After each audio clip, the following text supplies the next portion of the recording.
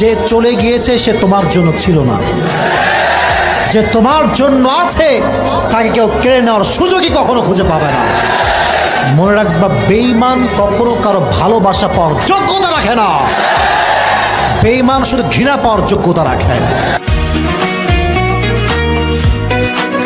নবীজি বলেছেন, কেউ যদি মাগরিবের পরে আর এশার পরে, ফজরের পরে আর এশার পরে যদি 3 বার পড়ে, আস্তাগফিরুল্লাহাল্লাযী লা ইলাহা ইল্লা হুয়াল হাইয়ুল কাইয়্যুম ওয়া আতুবু ইলাইহি, 3 বার করে যদি পড়ে, সাগরের ফেনাতুল্য গুনাহ যদি থাকে আল্লাহ তাআলা মাফ করে দিবেন। 2 নামাজ মুনাফিকদের কাছে সবচেয়ে কঠিন, একটা হচ্ছে ফজরের নামাজ আর একটা এশার নামাজ।